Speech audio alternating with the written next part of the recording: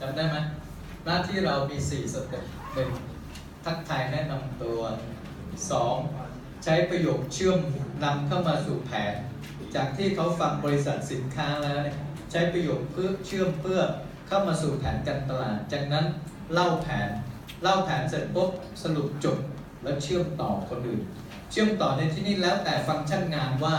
คนต่อไปที่เราจะโยนกลับไปให้เขาคือ MC หรือคนพูดสรุปแนวคิดนะแล้วแต่ว่าแต่ละห้องที่จัดไว้เป็นใครแต่เราต้องมีเวอร์ชั่นพูดสรุปจบแล้วเชื่อมไปหาคนนั้นนะไม่ใช่พอพูดแบบจบไปแล้วนะบ๊ายบายอย่างนี้ไม่ได้มันจะไม่สมูทนะโอเคลุยเลยสวัสดีค่ะดิฉันนางพระสอนนะคะธนโชคชัยธนัทค่ะขอบคุณผู้เปิดโอกาสนะคะไดมอนด์อิทธิเชษแล้วก็ไดมอนด์สุภาพสอนเมือง2 ชั้นตบมือให้ท่านด้วยค่ะเป็นไงบ้างคะทุกท่านนะคะฟังสินค้าแล้วนะคะแล้วก็ฟังบริษัทแล้วสุดยอดนะคะสุดยอดไหมคะทุกท่านนะคะฟังแล้วอยากลงไปซื้อสินค้าทานเลยใช่ไหมคะค่ะก็สินค้าบริษัทดีแล้วนะคะสินค้าดีแล้วเข้ามาในพาร์ทเงินทองนะคะว่าเราจะสามารถเปลี่ยนแปลงชีวิตตัวท่านได้ยังไงนะคะก็ทุกคนนะคะทุกคนเริ่มต้นเหมือนกันหมดค่ะนะคะมาเป็นหุ้นส่วนกับ Success Mall 300 บาทนะคะก็จะได้รับนะคะสวัสดิการประกันอุบัติเหตุ 100,000 บาทค่ะนะคะก็ได้ชุดคู่มือวารสารนะคะแล้วก็แคตตาล็อกสินค้าแล้วก็ได้ซื้อสินค้าราคาพิเศษค่ะนะคะแล้วก็ได้อะไรนะคะแอปพลิเคชันค่ะนะคะก็แอปพลิเคชันเราก็ตอบย้ำความหมายนิดนึงว่ามันเป็นที่เพื่ออำนวยความสะดวกในการขยายธุรกิจและรับข้อมูลให้กับทุกท่านแค่นี้ค่ะนะคะก็มี2 ประเภท2 ตำแหน่งให้เลือกเข้าร่วมธุรกิจนะคะตำแหน่ง1ก็คือตำแหน่งเล็กค่ะก็คือซูเปอร์ไวเซอร์นะคะซื้อสะสมให้ครบนะคะเก็บ150 PV เป็นเงินประมาณ 3,000 บาทค่ะแล้วก็ตำแหน่งที่2คือตำแหน่ง Executive ค่ะซื้อสะสมนะคะให้ครบ 3,000 PV เป็นเงินประมาณ 12,000 นะคะนะคะก็คืออันนี้คือตำแหน่งมี2 ตำแหน่งให้เลือกเข้านะคะเดือนถัดไปนะคะซื้อนะคะรับถึงตัวเงินเนี่ยดึงอารมณ์ให้รู้สึกว่ามันน้อยเข้าไปใส่จะเห็นว่าเริ่มต้นธุรกิจที่นี่เนี่ยใช้เงินเริ่มต้นน้อยมากเลยเพียงแค่ 3,000 หรือว่าไม่ประมาณ 12,000 บาทเท่านั้นก็รับผลประโยชน์เต็มทุกช่องทางจากSuccess Mallได้น้อยมากเลยน้อยมากเลยจนจะรู้สึกว่าจ่ายสบายอย่าใช้คำว่าตั้งธุรกิจSuccess Mallเราเริ่มต้นตั้ง 3,000 บาทหนูพูดแบบอาจารย์ถึง12,000ไม่ได้พูดถูกแล้วก็จะแนะนำว่าช่วยใส่คำที่มันโอ้น้อยมากเลยใส่เพิ่มเข้าไปโอเคไป6 ช่องทางนะคะเดือนถัดไปนะคะรักษายอดเดือนละ250 PV นะคะเป็นเงินประมาณ 1,000 บาทค่ะเพราะว่าทุกท่านซื้อกินซื้อใช้อยู่แล้วในชีวิตประจำวันถูกไหมคะเราแปรงฟันเราล้างหน้าอยู่แล้วเราก็เปลี่ยนที่จ่ายย้ายที่ซื้อมาซื้อที่เราเป็นหุ้นส่วนดีไหมคะเพราะว่าเราซื้อบิ๊กซีโลตัสเราไม่ได้เป็นหุ้นส่วนนะคะซื้อกี่ปีนะคะเราก็ไม่ได้เงินปันผลคืนมานะคะเราก็ย้ายมาซื้อกับบริษัทที่เราเป็นหุ้นส่วนคือ Success Mall ค่ะนะคะแล้วก็จะรับรายได้6 ช่องทางนะคะบวกอีก1 ผลประโยชน์นะคะครับในพาร์ทของการเลือกประเภทธุรกิจเราควรจะขยายคำว่า60 วันไหมเพื่อให้มันดูให้มันดูน้อยมันดูง่ายเพิ่มเข้าไปว่ามีเวลาให้สะสมถ้าทุกคนเพิ่มมันก็ต้องเพิ่มทั้งหมดเลยอยู่ถึง60 วันใช้พูดเพิ่มก็ได้ใช้เพิ่มรายได้ทางที่1คือรายได้ช่องทางนะคะขายปลีกค่ะนะคะเพราะว่าเราเป็นสมาชิกเราก็จะได้ซื้อในราคาพิเศษได้ส่วนลดนะคะ20-30% นะคะ ตัวอย่างนะคะคอลลาเจนข้างกล่อง 1,500 นะคะราคาสมาชิก 1,200 แต่เราเป็นสมาชิกเราซื้อได้ราคาพิเศษคือ 960 นะคะถ้าเราขายเต็มข้างกล่องเราก็จะได้ 540 ถ้าเดือนหนึ่งเราขายได้ 10 กล่องเราก็จะได้ 5,400 บาทเลยทีเดียวค่ะนะคะแต่ขายยังไงก็จะไม่สามารถมีรายได้หลักแสนหลักล้านได้ถูกไหมคะถ้ายอดไม่มีนะคะก็จะไม่มีรายได้ต้องขยายค่ะนะคะรายได้ทางที่สองก็คือค่าแนะนำค่ะนะคะขายบวกกับขยายนะคะค่าแนะนำก็คือได้ค่าแนะนำชั้นลูก 30% ชั้นหลาน 10% นะคะเปรียบเทียบว่าถ้าอยู่ตำแหน่งซูเปอร์ไวเซอร์ค่ะนะคะจะได้ค่าแนะนำชั้นลูกนะคะ 30% แต่ถ้าอยู่ที่ตำแหน่ง Executive นะคะได้ค่าแนะนำ 40% นะคะชั้นลูก 30 ชั้นหลาน 10% ค่ะนะคะเปรียบเทียบค่ะนะคะตัวเราอยู่ตัวคุณอยู่นี่นะคะตัวคุณอยู่ข้างบนค่ะมาแนะนำนาย A นะคะคุณแนะนำนาย A นะคะก็จะได้จากนาย A ถ้านาย A ปิด Executive ก็จะได้ค่าแนะนำจากนาย A 900 บาทนะคะแต่ถ้านาย A นะคะไปแนะนำนาย B เขาเรียกว่าชั้นหลานนะคะชั้นหลานคุณค่ะนะคะคุณก็จะได้ค่าแนะนำชั้นหลานด้วย 10% ก็คือ300 บาทค่ะนะคะอันนี้เขาเรียกว่าค่าแนะนำถ้าเป็นซูเปอร์ไวเซอร์นะคะก็จะได้ชั้นเดียวค่ะชั้นหลานไม่ได้นะคะได้ชั้นเดียวอันนี้ถ้าเป็นตำแหน่ง Executive ดีกว่าอยู่แล้วถูกไหมคะย้อนกลับไปสไลด์discount ส่วนลดครับเติมคำว่าข้อที่1ของรายได้ช่องทางที่1ของรายได้เป็นกำไรขายปลีก 20-30% กำไรขายปลีกมาจากข้างกล่องสินค้ามีราคาระบุอยู่แต่เราเข้ามาเป็นนักธุรกิจจะได้ราคาพิเศษจากพิเศษกว่าสมาชิกซื้อกินซื้อใช้ทั่วไปเพื่อทำให้ตัวนี้มีความหมาย ถ้าคุณไม่มีคำนี้เข้ามาประโยคนี้มันจะรบกวนความเข้าใจผู้คนเพราะเราบอกว่าราคาสมาชิกแล้วทำไมมาพูดเกี่ยวกับตัวนี้วะทำไมพูดกับตัวนี้วะคนก็จะงงว่าตกลงมันอะไรกันแน่วะนั้นคุณต้องจัดให้มันอยู่ในที่ทางที่ถูกต้องว่าสินค้าจะมีระบุราคาข้างกล่องไว้ว่าจำนวนเท่าไหร่ในที่นี้สมมติว่า 1,500 บาทและเมื่อคุณเข้ามาเป็นสมาชิกพิเศษเนี่ยคุณจะได้ราคาพิเศษไม่เหมือนสมาชิกซื้อกินซื้อใช้ทั่วไปนะคุณได้ราคาพิเศษก็จะได้ส่วนต่างกำไรไปนะไม่ต้องบอกว่าถ้าไม่มียอดก็ไม่มีรายได้นะเราจะไม่ให้เขารู้สึกกลัวอะไรวะไม่มียอดก็ไม่มีรายได้เราไม่พูดอย่างนั้นแต่เราบอกว่ากำไรขายปลีกเนี่ยมันก็ไม่สามารถทำให้คุณมั่งคั่งร่ำรวยและสำเร็จยิ่งใหญ่ได้เพราะว่าธุรกิจนี้เป็นธุรกิจช่วยเหลือแบ่งปันผู้คนจำนวนให้มากพอคุณก็จะประสบความสำเร็จที่ยิ่งใหญ่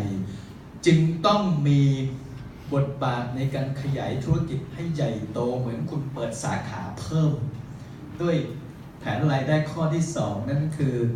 ขยายองค์กรให้เติบโต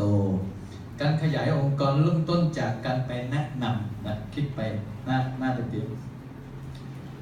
การขยายองค์กรเริ่มจากการไปแนะนำคนต่อคนอย่างนี้เรียกว่าโบนัสแนะนำที่เขาเข้ามาสู่ในองค์กรของคุณครั้งแรกโดยมีการจ่ายอยู่ใน2รูปแบบถ้าคนที่คุณแนะนำมาเป็นซูเปอร์ไวเซอร์คือคนที่ลงทุนอยู่ประมาณ 3,000 บาทคุณก็จะได้รับ 30% ของคะแนนใน 3,000 บาทนั้นนะครับแต่ถ้าคนที่คุณแนะนำเข้ามาเป็น Executive ระดับ 12,000 ขึ้นไปเนี่ยคุณก็จะได้รับค่าแนะนำทั้งชั้นลูกแล้วก็ชั้นหลานนี่คือความต่างของการเริ่มต้นที่มีความต่างที่เพิ่มขึ้นตามลำดับนะโดยเช่นตัวอย่างนะว่าถ้าเราแนะนำคนเข้ามาปุ๊บอันนี้เป็นชั้นอะไร x 3,000 ชั้นหลานจริงๆ มันต้องไม่โชว์ชั้นหลานก่อนถูกไหมคำนวณต้องโชว์ชั้นลูกก่อนต้องโชว์ชั้นลูกแล้วก็โชว์เต็มแม็กเลยโชว์ลูกเสร็จปุ๊บโชว์หลานด้วยแล้วก็รวมจำนวนนะรวมจำนวนลูกหลานให้เป็น xx อธิบายทางเดียวไม่ต้องอธิบายหลายตัวอย่างอธิบายแบบที่เขาได้สิทธิ์เต็มที่สุดเพราะเราต้องการจูงใจคนไปสู่สิทธิ์ที่เต็มที่สุดเราก็โน้มไปทิศทางเดียวนะทิศทางเดียวนะที่นี่คือทั้งลูกและหลานที่สปอนมาเนี่ยให้เป็น Executive เลยนะเราก็ 30% 900แล้วก็อีก 10% 300รวมเป็น 1,200 ของการที่เริ่มต้นธุรกิจแบบง่ายๆแนะนำทั้งลูกแล้วก็หลานนะครับโดยตัวอย่างในที่นี้คุณเข้าไปสปอนเซอร์ A เป็นชั้นลูกเป็น Executive 30% ของ PV ก็คือ 900 คุณสอน A ไปแนะนำ B ซึ่งถือว่า B เป็นลูกของ A แต่เป็นหลานของคุณก็รับเพิ่มอีก 10% เป็น 300 เฉพาะการเริ่มต้นแบบนี้เนี่ยก็ได้ชั้นลูก 900 เต็มนะถ้าลูกมีไปแนะนำคนต่อคุณก็จะได้บวกอีก300เป็น 1,200 บาทแต่ข้อนี้ก็ถือว่าเป็นข้อแค่ค่าน้ำมันลดแค่นั้นเองนะค่าน้ำมันลดค่าโทรศัพท์ในการติดต่อประสานงานมันยังมีค่าที่จ่ายให้คุณดีกว่านั้นเป็นผลตอบแทนที่สูงกว่านั้นมาดูข้อ3กันนะครับจริงๆแล้วมีหลายคนอยากแค่อยากถ้าแผนการตลาดได้6ข้อนะครับมันได้ทั้ง6คนเวลายิงต่างจังหวัดมันมีความมันบนเวทีดังนั้นคนละ6ข้อได้ไหมเป็นการต่อรองยังไงนะคนละหัวข้อยังไงการโค้ดคนบรรยายคนละ6ข้อพอขึ้นเวทีทั้ง6คนมันมั่นใจว่ามีคนโค้ดที่ระดับประเทศนั่งโค้ดเรามันมีพลังนะจ๊ะเราจะอยากขึ้นเวทีไปถึงฐานคนละข้อเหรองั้นมือมาด้วยคนต่อไปได้ข้อเดียวนะต่อไปนี้ได้ข้อเดียวมาเลยสปปลาวคลิกเองเลยมาข้อ3แล้วนะข้อเดียวจบนะข้อเดียวจบต่อเลยนะเหมือนต่อเลยค่ะภาษาลาวสิลงกันนะวันนี้เนาะหลังจากท่านเห็นรายได้ค่ะกำไรขายปีข้อที่1ก็ถือว่าหลายแล้วเนาะ20ถึง 30% ยังมาแถมรายได้ข้อที่2อีกที่ในข้อที่3เป็นรายได้ที่หลายกว่าหันอีกติดตามเด้อเดี๋ยวฟังลูกไปห้องน้ำเด้อค่ะเด้อ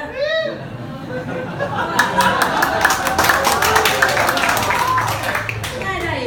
โบนัสปั่นดาวคือสตาร์เมกเกอร์โบนัสจักสิถึงหรือบอกกับโบหูภาษาอังกฤษแต่เพิ่นพาบอกเนาะเมกเกอร์โบนัสนี่เป็นเฮ้า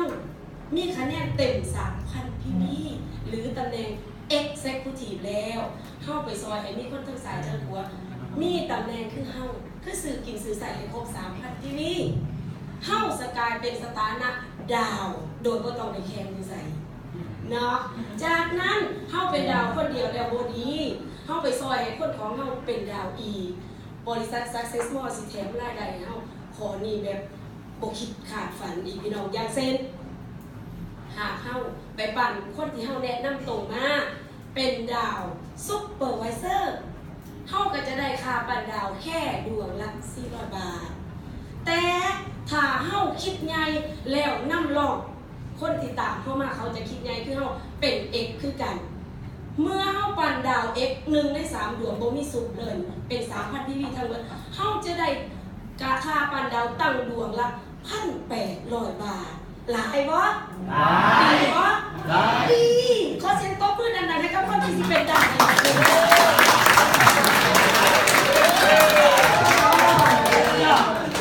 ้พิเศษได้อารมณ์ที่สุดมาดูข้อนี้ก่อนนะเดี๋ยวเสนอแนะคนปรับข้อมูลปรับจะได้ปรับไอ้ตรงนี้เนี่ยให้ใส่เป็น X ไว้ใส่เป็น X เพราะว่าอะไรมั้ยธุรกิจที่เป็นแบบอย่างเราต้องให้เขาเป็นแบบอย่างที่ถูกตั้งแต่ต้นคุณนี่แหละต้องเป็น X นะใส่ไว้ทั้งสัญลักษณ์ทั้งคำพูดที่เราบอกเนี่ยให้มันสอดคล้องต้องกันเป็นแนวเดียวกันเลย ตรงนี้ต้องเป็น x แล้วไม่ต้องยกอัปเกรดไว้ค่อยอธิบายเพิ่มตอนหลัง ครับ ให้คนหลีดไปสู่ทิศทางที่ดีที่สุดก่อน นั่นก็คือสตาร์ซุปรับรายได้400แต่ถ้าสตาร์เอ็กรับรายได้1,800เนี่ยอันนี้โชว์ได้แต่อันนี้ไม่ต้องโชว์แต่พอยกตัวอย่างนี้เป็น xxxx แล้วก็รับ1,800เลยนะโชว์เต็มเลยโชว์เต็มส่วนที่ย่อยกว่านี้ค่อยไปตอนวางแผนงานดูความพร้อมของเขาแต่ว่าเวลาเราพูดเราต้องพูดที่ศักยภาพสูงสุดที่แผนจ่ายได้นะเพื่อทำให้คนอยู่ในกลุ่มนี้มากขึ้นนะไม่ไปบั่นทอนความลังเลใจของเขาว่ากูเอาไงดีวะกูเอาไงดีวะกูเอาไงดีวะนะหลีดไปทางนี้ทางเดียวเลยนะครับนะสตาร์ทใจได้นะเอาตัวใหญ่ขึ้นก่อนนะตัวใหญ่ขึ้นก่อนนะครับเพราะเป็นแบบนี้มันจะอธิบายง่ายแล้วนะแล้วตรงนี้เนี่ยใส่ว่าเท่ากับสตาร์เมเกอร์โบนัสเท่ากับ1,800นะพอคนเห็นก็จะรู้ปั๊บแหละว่าอ๋อเท่ากับ1,800อยู่ตรงนี้นี่เองนะแต่เวลาเดินเรื่องเนี่ยเราปูนิดหนึ่งนะครับว่าแผนธุรกิจซักซ้อนมอเป็นแผนแบบสร้าง2 สายงานและการสร้างเริ่มต้นเนี่ยเริ่มต้นจากการมีซ้ายมีขวามีซ้ายมีขวาแล้วทำให้ซ้ายขวาของคุณเนี่ยเป็นตำแหน่งเดียวกับคุณคือ x a ก็เป็น x b ก็เป็น x อย่างนี้เรียกว่าคุณเป็นดาวเป็นสตาร์เป็นดาวนะเป็นดาวแต่หน้าที่เราคือต้องปั้นดาวเพื่อเป็นการปั้นคนให้เติบโตต่อเนื่องการปั้นดาวหมายถึงว่าเมื่อคุณเป็นดาวแล้วคุณสอน A ให้เป็นดาวเหมือนคุณ A มี A1 A2 เป็น x อยู่ซ้ายขวาอย่างนี้เรียกว่า A เป็นดาวแต่ A เป็นดาวเพราะคุณเป็นคนสอนเป็นคนปั้นเขาคุณก็จะได้โบนัสปั้นดาว 1,800 บาทมันเป็นแผนที่คุณต้องเดินตามทางนี้อยู่แล้วแต่บริษัทยังจ่ายเพิ่มเพื่อให้คุณคุ้มค่าที่สุดในการลงทุนเวลาและสมาธิของคุณไปช่วยเหลือคนอื่นให้ประสบความสำเร็จนะนี่คือประโยคที่คุณต้องปูเข้าไปนะครับเอาปรบมือให้คุณสุดด้วยไหนใครโกศลนะโอเคโกศลบอกรอจังหวะนี้มานานแล้วแต่จริงๆแล้วเราเวลาออกภาคสนามพอยืนบนเวทีที่สำนักงานใหญ่มันเกิดความมั่นใจแล้วยิ่งกว่านั้นอีกเรามีโค้ชระดับประเทศโค้ชเราคือมันสุดยอดความคิดเลยก็เมื่อกี้รายได้เรื่องปั้นดาวเนาะเราไปช่วยเขาอยากได้ตังค์ใช่ไหมใช่แต่จากที่เขาพูดมาทั้งหมดอ่ะเมื่อกี้เนี่ยนะรู้จักใช่ไม่ใช่แต่แผนเนี้ยไม่รู้จักเลยสักได้โอเคไหมโอเคมันเป็นแผนที่ให้ผมนอนไม่หลับ7 วันเพราะฉะนั้นวันนี้ลองดูด้วยว่าแผนรายได้นี้ทำให้คนมีรายได้กันเป็นล้านหลายคนแล้วเป็นมนุษย์เงินล้านด้วยแผนนี้เลยลองมาดูนะครับว่าช่องทางที่4คือไซเคิลโบนัสนะครับแผนการตลาดนี้ถ้าตัวเราเองเนี่ยจากนี้เป็นต้นไปเนี่ยใครที่อยู่ในสายงานที่เขาซื้อกินซื้อใช้อ่ะไม่จำเป็นต้องรู้จักทีมมีทีมซ้ายทีมขวาเนี่ยทางซ้ายเขารวมเลยครับคนนี้อาจจะซื้อ10 คะแนน20 คะแนน100 คะแนนก็แล้วแต่เขานะโดยไม่จำเป็นต้องรู้จักหรอกคะแนนทั้งหมดจะรวมกันถ้ารวมแล้วได้ 1,500 คะแนนนะอีกข้างหนึ่ง 2,250 คะแนนเขาเรียกว่า1 คู่นะที่บ้านผมเขาเรียกว่า1 ไซเคิลครับที่เรารู้จักกันที่บ้านจำผิดนะก็เขาเรียกว่า1 ไซเคิล1 ไซเคิลนี้ทางบริษัทเขาจะคำนวณตังค์ให้เราเนี่ยถ้าเราเป็นตำแหน่งซุปหรือขนาดเล็กนะครับหุ้นส่วนขนาดเล็กเขาจะจ่ายอยู่ที่600 บาทต่อคู่แต่ถ้าเป็นขนาดใหญ่หรือหุ้นส่วนขนาดใหญ่ที่เขาเรียกว่าตำแหน่ง X ครับเขาจะจ่ายอยู่ที่720 บาทต่อคู่ต่างกันตั้ง120 บาทใช่ไหมใช่แล้วถ้าเป็นร้อยเป็นพันเป็นหมื่นเป็นแสนคุ้มไหมครับเพราะฉะนั้น X คุ้มกว่าอันนี้คือคุ้มกว่าเลยเพราะฉะนั้น ภายใน1เดือนเขาจะคำนวณให้เราตั้ง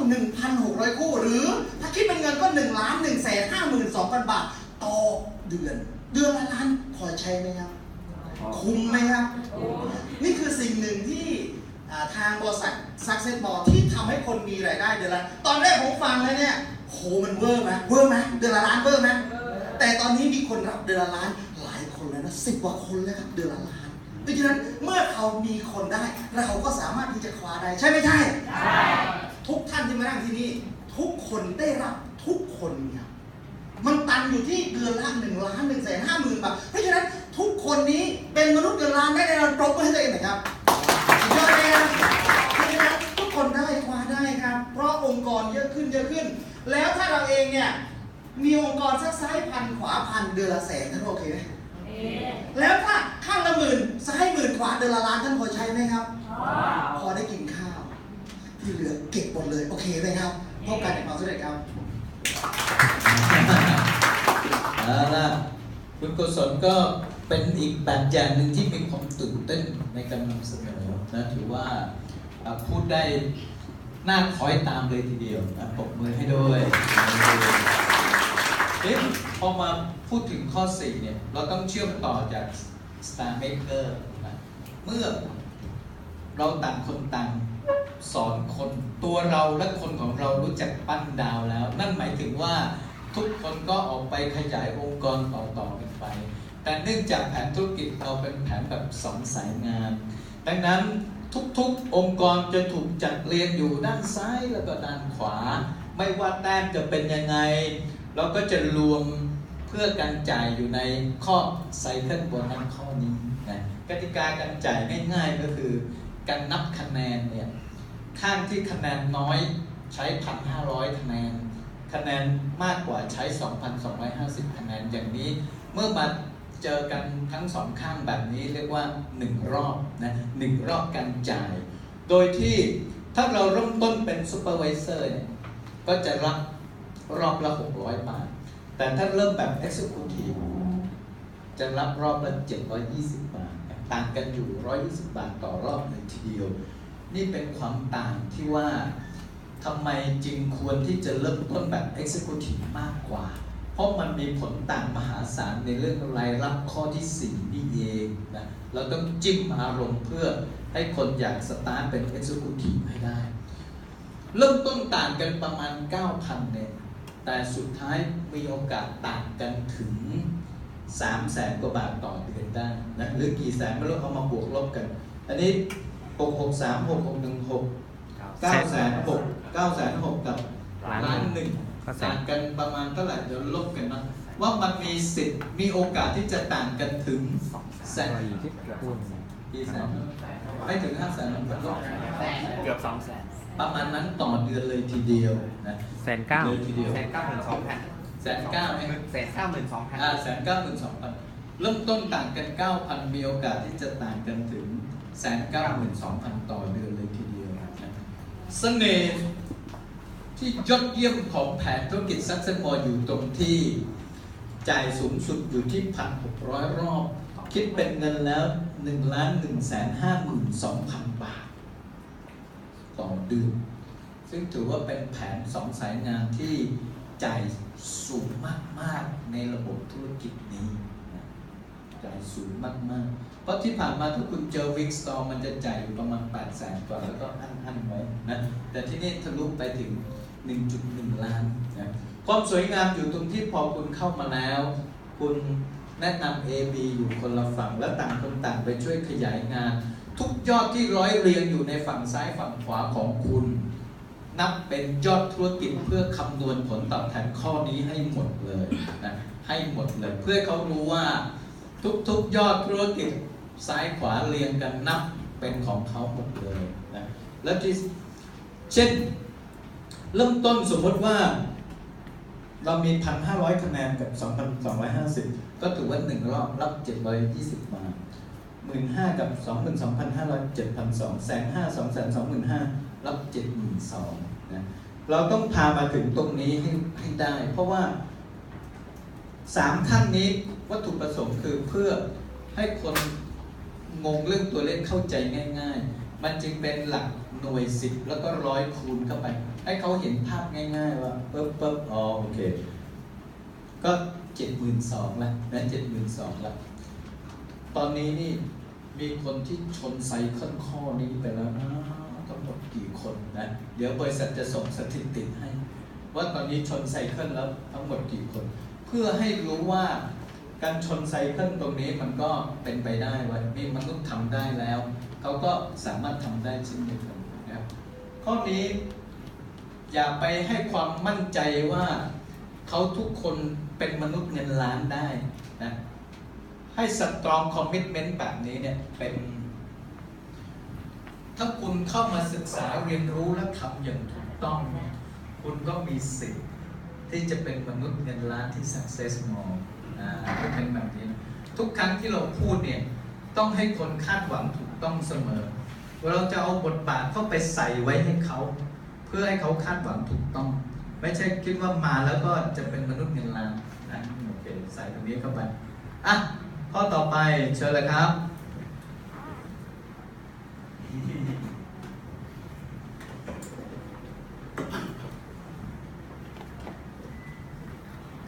ค่ะ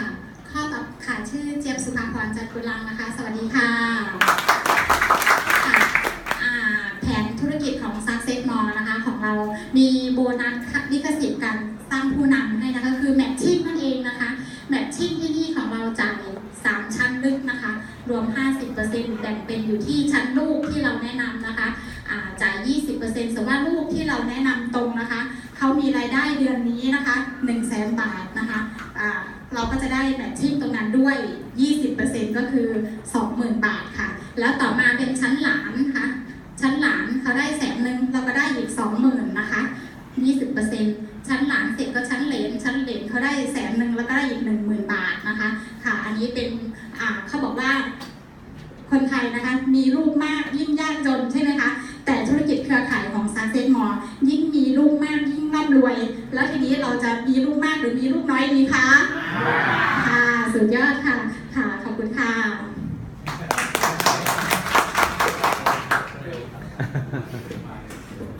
แต่จุดเด่นเขาก็คือมีชีวิตชีวายิ้มแย้มแจ่มใสนะแล้วก็พูดได้ทั้งเสียงที่น่าฟังนะจุดที่เยี่ยมเลยผมไม่ให้อีกครั้งหนึ่งทีนี้หน้านี้เนี่ยหน้านี้จริงๆไม่ต้องการให้มีความสับสนเรื่องข้อมูลที่เยอะนะถ้าดึงตรงนี้ออกได้จะเยี่ยมมากเลยแต่สิ่งที่ต้องการก็คือตอนนี้จะคุยเรื่องแมทชิ่งเต็มแม็ก20 แล้วก็มียกตัวอย่างว่าถ้าลูกชั้นนี้1คนมีรายได้ข้อ4อยู่100,000เนี่ยเขาจะได้เท่านี้บาทหลานมี1คนเท่านี้บาทถ้าลูกหลานเหลนเป็น10คนเขาได้เท่านี้นะถ้าลูก10คนหลาน100คนเหลน1,000 คนเขาจะได้เท่านี้นะขอเป็นภาพนี้นะถ้าได้ภาพนี้มันจบเลยมันตอบโจทย์ทุกอย่างเลยนะช่วยโน้ตไว้นะเจนนะว่าก็คือนี่แหละแล้วบอกว่าถ้ามีลูก1คนที่มีรายได้ข้อ4นะต้องบอกเนี่ยมีรายได้ข้อ4 100,000เขาจะได้ 20,000มีหลานให้มันหลานเป็น5คนก็แล้วเหลนเป็น10คนนะแล้วเพิ่ม1ต่อ5ต่อ10เนี่ยมัน1ต่อ5ต่อ10นะเป็น10 50แล้วก็1ต่อ5ต่อ10 1ต่อ5ต่อ10ถ้าเป็นอย่างเงี้ยมันก็จะเข้าใจหมดเลยนะเดี๋ยวโอเคนะเยี่ยมมากนะข้อนี้เราต้องการสื่ออารมณ์นี้แค่นั้นเองแต่ว่ารายละเอียดปลีกย่อยเนี่ยเราต้องรู้ objective หมดว่าตอนที่เราพูดในห้องรีสตาร์ทเนี่ยมีคนใหม่เราต้องการความซับซ้อนน้อยที่สุดแต่ข้อมูลที่พูดคือจริงที่สุดไม่ใช่ข้อมูลหลอกแต่ว่าเป็นข้อมูลที่ซับซ้อนน้อยที่สุดแล้วให้เขาเห็นสิ่งที่เขาจะเก็บมาได้เต็มสตรีมที่ไม่ยากเกินเพราะเรามียกสเต็ปให้เห็นแล้วว่าสเต็ป1ขั้น2ขั้น3มันจะได้ข้อนี้เท่านี้แหละนะถ้าเป็นแบบนี้มันก็จะอินเลยนะแต่เวลาพูดจั่วหัวเข้าข้อ5เนี่ยธุรกิจที่ดีแผนธุรกิจต้องจ่ายให้กับการสร้างผู้นำ ที่เติบโตเพราะว่าการสร้างผู้นำที่เติบโตมันหมายถึงเสาเข็มที่ตอบโจทย์ความมั่นคงของธุรกิจซึ่งสิ่งนี้ซักเซสมอลได้ออกแบบไว้โดยจ่ายเป็นโบนัสค่าลิขสิทธิ์ผู้นำจากการที่คุณสามารถปั้นคนให้เติบโตในถึง3ชั้นด้วยกันคือลูกหลานเหลนทุกคนก็เริ่มต้นสร้างปั้นลูกหลานเหลนลูกหลานเหลนมันจึงเป็นเสาเข็มที่ลงลึกแบบไร้ขีดจำกัดมันบ่งบอกความหมายธุรกิจที่มั่นคงจริงๆนะคุณต้องพาดอารมณ์นี้มาให้ได้นะพาดอารมณ์นี้มาให้ได้อ่ะโอเคเดี๋ยวเป็นกับตะกี้จดไม่ทันใช่ไหมข้อ4ตะกี้นะบอกว่านอกจากเรื่อง Cycle Matching ซึ่งถือว่าเป็นผลตอบแทนที่ได้จากยอดธุรกิจฝั่งซ้ายและฝั่งขวาแล้ว เพื่อให้ธุรกิจมีความมั่นคงอย่างต่อเนื่องธุรกิจนี้จึงออกแบบไว้สำหรับการสร้างผู้นำให้ประสบความสำเร็จต่อกันไปเมื่อคุณสร้างผู้นำได้สำเร็จลงลึกมากเท่าไหร่รายได้ของคุณก็จะยิ่งเพิ่มขึ้นและมั่นคงมากเท่านั้นรายได้ในข้อนี้คือรายได้ข้อ5ที่เรียกว่าโบนัสค่าลิขสิทธิ์ผู้นำนะเชื่อมแบบคนก็จะฟังแล้วโอ้มีข้อนั้นคนจะอินต่อเนื่องกันไปนะครับอีกท่านหนึ่งมาเลยข้อ6ใครจะอาสานี่กล้วยปิ้งครับดีครับกล้วยปิ้งนะครับก็มาดูแผนการตลาดข้อ6นะครับซึ่งเป็นแผนที่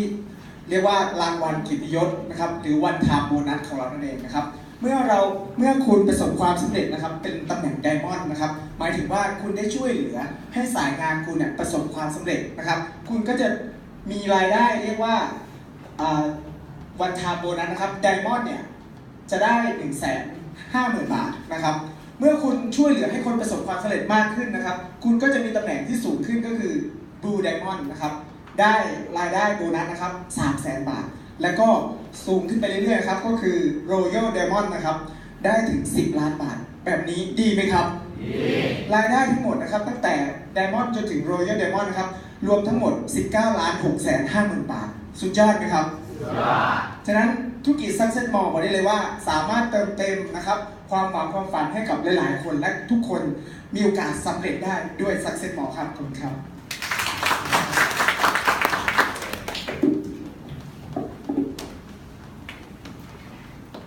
แน่นอนว่าเมื่อคุณสร้างผู้นำเป็นและทำให้คนที่ตามคุณมาสำเร็จลงไปเป็นทอดๆเนี่ยในที่สุดตำแหน่งของคุณก็จะเติบโตนะมันมีตำแหน่งเข็มเริ่มต้นตั้งแต่บอนเติบโตขึ้นมาตามลำดับเป็นแพลตินัมเป็นเพอร์เป็นแซฟไฟร์แอมเบอรอนแล้วถึงตำแหน่งหนึ่งเราจะเรียกว่าตำแหน่งไดมอนด์ถ้าพูดถึงรายได้นะก็ประมาณอย่างน้อยเนี่ย200,000 บาทขึ้นไปต่อเดือนนะรายได้มันก็ดีอยู่แล้วแต่ว่าบริษัทถือว่าตำแหน่งนี้เนี่ยคู่ควรกับการได้รับโบนัสพิเศษในการชื่นชมแล้วก็ตอบแทนความตั้งใจที่คุณทุ่มเทในการช่วยเหลือผู้คนพอเป็นตำแหน่งไดมอนด์เรียกว่า2 เดือนติดกันนะ2 เดือนติดกันบริษัทก็จะให้โบนัสพิเศษ 150,000 บาทแต่ถ้าเติบโตมากกว่านั้นตามลำดับจนถึงสูงสุดที่โรยัลไดมอนด์เลยก็ได้รับถึง10 ล้านบาทเลยนะ10 ล้านบาทเลยนะเราพูดตรงนี้ไว้เพื่อให้เขารู้ว่ามันมีรางวัลพิเศษแต่พอพูดจบปุ๊บเราต้องปรับมุมอีกนิดหนึ่งอย่าให้เขาเคลิ้มตรงนี้เกินให้เขาแต่ตรงนี้ยังไม่ต้องกังวลครับเราสามารถเริ่มต้นสร้างแบบมีแผนงานสู่การเติบโตได้ตำแหน่งแรกที่เราเริ่มเข้ามาจดจ่อพุ่งไปให้ได้ก็คือตำแหน่งโกก่อนนะตำแหน่งโกจากนั้นก็เป็นตำแหน่งแพลตินัมเป็นรูบี้แล้วค่อยมาไดมอนด์ซึ่งคนที่แนะนำท่านมาเนี่ยเขามีข้อมูลเกี่ยวกับเส้นทางเดินนี้ไว้หมดแล้วนะเดี๋ยวออกจากห้องประชุมนี้สามารถคุยเพิ่มเติมได้เลยเราให้เขารู้ว่ามันมีเส้นทางเดินไม่ต้องงงว่ามาตรงนี้ได้ยังไงนะครับ ข้อ 6 ผ่านแล้วมีไหมมี1ประโยชน์พิเศษ ถ้าเขียนนี้คำว่าถ้ารวมอ่ะเพราะว่าถ้าไดมอนด์แล้วอยู่ๆเป็นโดยยึดไดมอนด์เลยได้19 ล้าน 650,000 บาทเขียนได้ไหมครับอาจารย์ อ๋อถ้าเก็บทุกก้อนใช่ไหมเก็บทุกก้อนอ๋อก็เอาเป็นอารมณ์ได้ แต่ว่าไม่ใช่ชีวิตจริงของทุกคนนะแต่เอาเป็นอารมณ์ไว้ก็ไม่เสียหายบริษัทจ่ายแผนข้อนี้รวมหมดนะถ้าทุกคนสามารถเติบโตจนมันถึง Royal Diamond ได้เนี่ยเฉพาะก้อนนี้ก็19 ล้านกว่าเหมือนที่ว่า19 ล้าน 6 แสนดังนั้นใส่ได้นะเพื่อให้มันดูอลังการงานสร้างนะอลังการงานสร้างแต่เรารู้ว่ามันไม่ใช่ชีวิตจริงของทุกคนนะเพียงแต่ว่าเราขายภาพใหญ่ด้วยนะขายภาพใหญ่อีกท่านหนึ่งมีอีกไหมมีข้อมูลอีกไหมหรือหมดละอ๋อทริปท่องเที่ยวเป็นอีกหนึ่งผลประโยชน์นะโอเคเชิญนะครับใครจะอาสา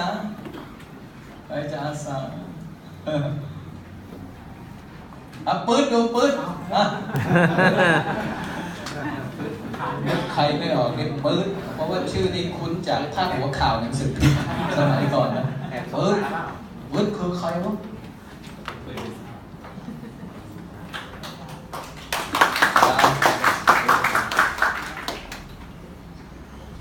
ก็ช่องทางที่ 6 ผ่านไปแล้วครับด้วย6รายได้ 6 ช่องทางนะครับแล้วก็ยังเหลืออีกพิเศษอีก1ช่องทางครับเขาเรียกว่าไม่ใช่อีก1ผลประโยชน์ซึ่งวันนี้ครับถ้าใครอยากเที่ยวฟรีไหมครับครับวันนี้ถ้าเรามีรายได้ที่มากพอแล้วยังได้เที่ยวฟรีอีกดีไหมครับดี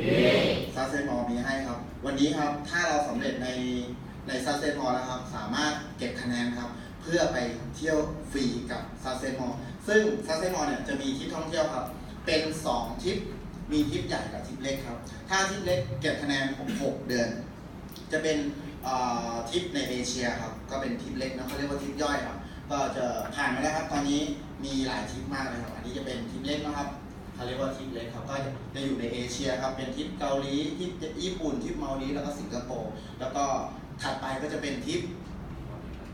เกาหลีใต้นะครับซึ่งทุกคนก็ใฝ่ฝันที่จะไปเที่ยวกันนะครับแล้วก็ทริปใหญ่ครับของเราก็จะเป็นทริปท่องเที่ยวยุโรปครับวันนี้ครับเรามีรายได้ที่มากพอแล้วทุกคนอยากมีรางวัลให้กับชีวิตและก็ครอบครัวถ้าวันนี้ครับทุกคนสามารถทำได้ผมเชื่อว่าทุกคนก็สามารถไปเที่ยวฟรีกับซัสเซนมอลได้เช่นกันครับเรามาดูทริปของซัสเซนมอลนะครับพอในภาพนี้กันต่อมาปืนด้วย ทำหน้าเดิมนะหน้าเดิมปืนก็ถือว่าเป็นคนที่ให้ข้อมูลได้คล่องแคล่วเลยนะน่าติดตามลุ้นต่อไปว่ามันจะมีอะไรเผยออกมาเป็นระยะนะนี่เป็นสิ่งที่ปืนทำได้ดีทีนี้เชื่อมเพิ่มเข้าไปหน่อยหนึ่งโดยเอาความหมายของคำว่าท่องเที่ยวต่างประเทศเนี่ยพูดให้คนรู้สึกว่าโอ้มันขนาดนี้เลยเหรอวะมันขนาดนี้เลยเหรอวะนะโดยที่เราต้องเข้าใจก่อนนะครับว่าคนส่วนใหญ่ในสังคมนี้เนี่ยเขาก็ต้องการไปเที่ยวนี่แหละนะเที่ยวนี่แหละซึ่งบางคนก็เที่ยวได้ในประเทศบางคนเที่ยวได้ในต่างประเทศแต่พอเที่ยวเสร็จปุ๊บมันจะกลายเป็นสตอรี่เพื่อเล่าขานของคนคนนั้นให้กับครอบครัวให้กับญาติมิตรให้กับที่ทำงานมันสะสมสตอรี่กลายเป็นความภาคภูมิใจมันเป็นการจัดเกรดคนอีกเกรดหนึ่งว่ากูเป็นคนเคยเที่ยวต่างประเทศนะเว้ยกูเป็นคนมีพาสปอร์ตนะเว้ยกูเป็นคนที่ถูกสแตมป์พาสปอร์ตมาหลายหน้าแล้วนะเว้ยคนจะรู้สึกพราวแล้วแม้แต่ละคนต้องการท่องเที่ยวแบบนี้เนี่ย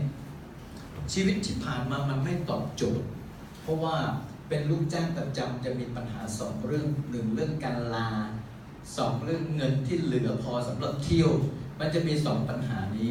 เราก็ได้แต่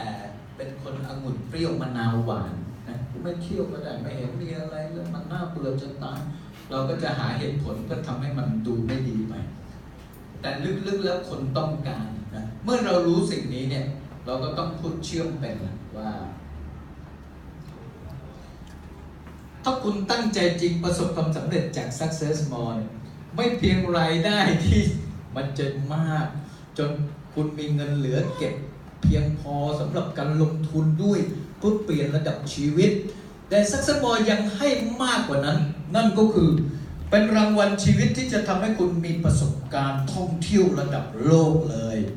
ปีหนึ่งจะจัดอยู่ 2-3 ทริปด้วยกันนะมีตั้งแต่ทริปเอเชียจนถึงทริปยุโรปถือว่า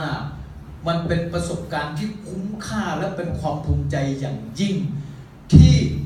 เมื่อทำซักซันมอแล้วคุณจะได้ควบคู่ทั้งเงินแล้วก็รางวัลหาประสบการณ์ระดับโลกนี่คือการปูให้รู้ความหมายนะรู้ความหมายไม่ต้องไปพูดทริปเล็กกับทริปใหญ่ใช้คำว่าเอเชียกับยุโรปแทนนะเพราะพอมีคำว่าเล็กปุ๊บมันจะทำให้เล็กมันความหมายมันหายไปนะหายไปแล้วก็มีตั้งแต่ทริปเอเชียแล้วก็ทริปยุโรปที่ผ่านมาเนี่ยซักซันมอพานักธุรกิจไปเที่ยวมาแล้วหลายพันคนมีตั้งแต่นี่เลยรัสเซียคุณก็พูดไปเพื่อให้มันเป็นหลักฐานพิสูจน์ทราบว่ามีการเที่ยวจริงนะเขาจะหายสงสัยเลยเชื่อจริงและข่าวดีก็คือท่านที่ตัดสินใจเข้ามาวันนี้เนี่ยอยู่ในช่วงทำคุณสมบัติของการท่องเที่ยวไปเกาหลีเหนือ เกาหลีใต้ เกาหลีใต้จำประโยคหมอสกวีมาโทษแกเกาหลีใต้แล้วก็ไปนี่ด้วย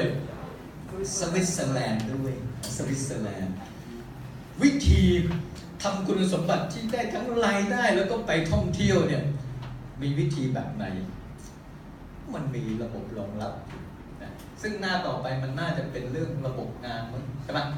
เราก็โยนไปเลยนะเดี๋ยวศึกษาดูว่าหน้าต่อไปถ้ามันเกี่ยวกับการเริ่มต้นเนี่ยเราก็เอาหน้าสุดท้ายเนี่ยทริปท่องเที่ยวเนี่ยโยนไปว่าถ้าการมีรายได้ที่ดีมีคุณภาพชีวิตที่ดีและยังได้รางวัลชีวิตท่องเที่ยวเป็นสิ่งที่คุณต้องการจริงๆเรามีแผนที่นำทางที่จะทำให้คุณได้สิ่งนั้นช่วงต่อไปนี้พลาดไม่ได้เลยนะถ้าเป็นคนอื่นพูดนะคุณก็เชื่อมหาเขาหน่อยแต่ถ้าคุณพูดคุณก็พูดต่อเลยว่าเราได้การเทคนิควิธีการและกลยุทธ์ในการทำให้คุณประสบความสำเร็จไว้พร้อมแล้วที่คุณจะเริ่มต้นก็ง่ายๆแบบนี้นะตึ๊ดแล้วก็พูดไปเป็นภาพออกมานะวันนี้ได้วิชาเชื่อมได้วิชาพูดในสิ่งที่มันเป็นความหมายของเรื่องราวที่เราจะพูดแล้วพูดเรื่องที่มีความหมายให้คนฟังเขาก็จะอินแล้วก็เชื่อคุณนะครับโอเคไหมโอเคได้ประโยชน์ไหมได้ทำให้คุณเข้าใจวิธีการสื่อสารดีขึ้นไหมดีใครมั่นใจว่าต่อไปฉันจะเป็นคนนำเสนอแผนธุรกิจได้ยอดเยี่ยมแน่นอนเซออนฉันมั่นใจว่าฉันจะเปิดอกเปิดใจของผู้คนได้เพิ่มขึ้นแน่นอนเซออนฉันมั่นใจว่า